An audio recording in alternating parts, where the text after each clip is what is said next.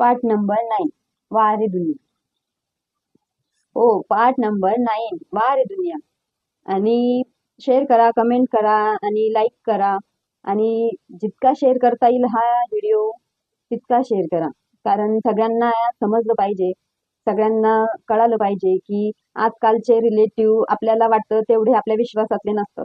ते आपल्याशी भरपूर गोड बोलतात, आपल्या ताटात खातात आणि आपल्याच आहे ना पाठीत कधी खंजर खुपसतील हे काही सांगता येत नाही. त्यासाठी तुम्ही पण सावधच राहा आणि लाईक करा, शेअर करा, कमेंट करा आणि जितका वाटेल तितका शेअर करा. अरे, मावशीची कुंडलिका तुम्ही काय काढशाल? हं? तुम्ही पैदा होण्याच्या आधीपासूनच तुमची कुंडलिका मावशीकडे आहे. तर तुम्ही सांगा कोणाची कुंडलिका काढायची?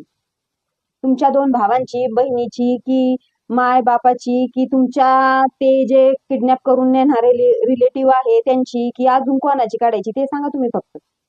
तुम्ही विनाकारण त्या मावशी काकाच्या आणि त्या मावशीच्या शेपटीवरती पाय ठेवलाय. हा, विनाकारण तुम्ही एका नागिनीच्या शेपटीवर पाय ठेवलाय आणि तिच्या मुलांसोबत घात केलाय. हे तुम्ही विसरू नका. आणि गिरगिट सारखे ना जाधव फॅमिली आणि त्यांचे ते रिलेटिव्ह रंग बदलू नका. ज्या मावशी मामाकडे आजी आजोबांकडे राहिले कमीत कमी त्यांच्या मिठाला तर जागायचं होतं थोडस.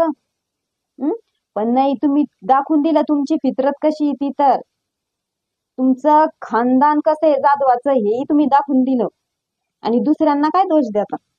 हं?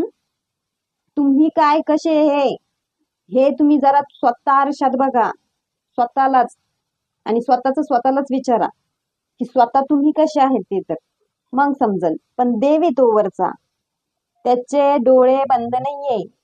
तुमच्या कर्माचे भोग तुम्हाला नक्की भोगावंच लागणार आहे. तुम्ही निर्दोष घराचा आणि निर्दोष मावशीच्या मुलांचा आहे ना घात केलाय. त्याचा बदला हा देव घेईल आणि असा घेईल ना तर विचारता सोय नाही. अरे, ज्या मावशीच्या लेकराला तुम्ही किडनॅप करून दिलं खाऊ पिऊ घालून सनी, आ अरे तुम्ही मिठाला जागले नाही आणि तुम्ही काय म्हणता अजून? त्या मावशीच्या पोरीला पार करण्या कवटाला करून पागल केलं. पागल तुम्ही, कटपुतली बनवलं तुम्ही. आणि अजून ज्या वेळेस मावशी तिच्या लेकराला घ्यायला गेली त्यावेळेस तुम्ही काय केलं? तुमचं लेकरू शेंबड होतं का? तुमचं लेकरू हे खात होतं का? ते खात होतं का? मग तुम्ही काय केलं? तुम्ही पण तेच खात होते ना. आणि तुमच्या ज्या लोकांनी किडनॅप केलं त्यांच्या आई वडिलांनी त्यांना तेच खाऊ घातलं आणि तुम्ही पण तुमच्या लेकरांना तेच